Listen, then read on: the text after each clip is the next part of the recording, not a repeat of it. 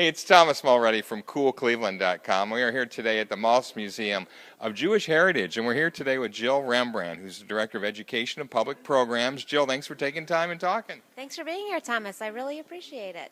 Talk about this cool Wonderland Theatre that's right inside your awesome permanent collection, really. There's so much going on in here. I don't know if people get a chance because we're always focusing on your exhibitions, but this is here full time. It is, and one of the things that we're really excited about this summer is to highlight what might you have missed at the Maltz Museum. So there's lots of times that people come here and they see our permanent collection, or like you said, they see our special exhibition space, but what might they have missed in our permanent collection that's always here? And one of those things we're highlighting this summer is the Wonderland Theatre.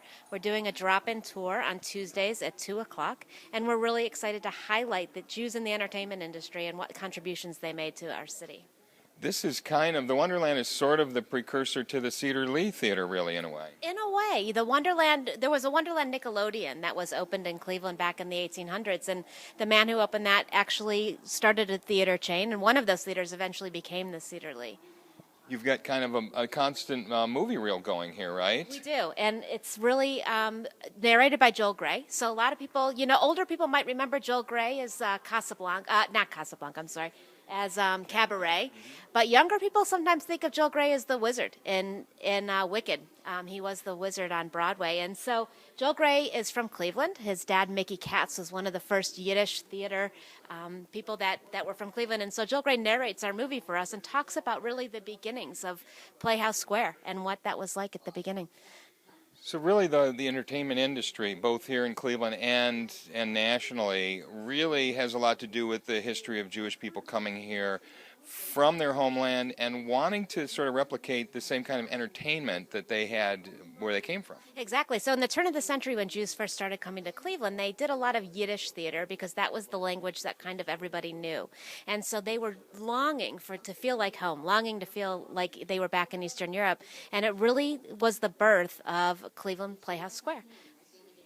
A lot of these artists ended up having to change their names for one reason or another. I love this exhibit you have with all the names of people that we've heard of, stars, and then when you flip up the little lid, you see what their original Jewish name was. Right. A lot of Jews that came to America when they came through Ellis Island, their names got anglicized for them. In Hollywood and in tradition, Jewish movie stars and actors and singers, they weren't so interested in having people know that they were Jewish at the beginning, so they changed their names. Some of my favorites up here, we like to watch Seinfeld with Jason Alexander, but he was really born Jay Greenspan, which is kind of, it's funny.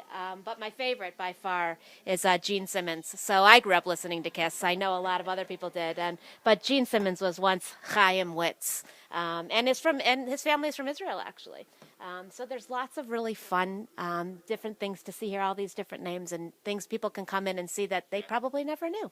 This is such a cool exhibit. You also talk a lot about the history of Cleveland, WMMS, Milton Maltz, and his contribution to rock and roll, and really the whole tagline for Cleveland these days is the rock and roll capital. Of course, and so that, we are the Maltz Museum of Jewish Heritage, and Mr. Maltz was the founder of WMMS Radio, which really had a huge hand in the British invasion and making Cleveland what it is today in terms of the rock capital of the world.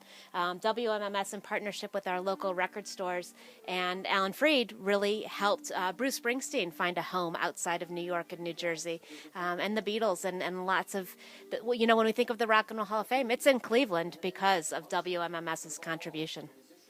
And Leo Mintz as well. Alan Freed relied on these guys. They were all friends, and so it's not a coincidence, and it's not a small contribution that was made. It's really the reason that it all happened here. It is, and Mr. Maltz is a reason why the Rock and Roll Hall of Fame, one of the reasons why it is in Cleveland today. So we're very lucky to have him here, and his contributions can't be ignored. So they're here in the museum as well for people to see. This is such an entertaining exhibit, and then you've got your drop-in tours most days of the week, really, for different parts of the museum, right?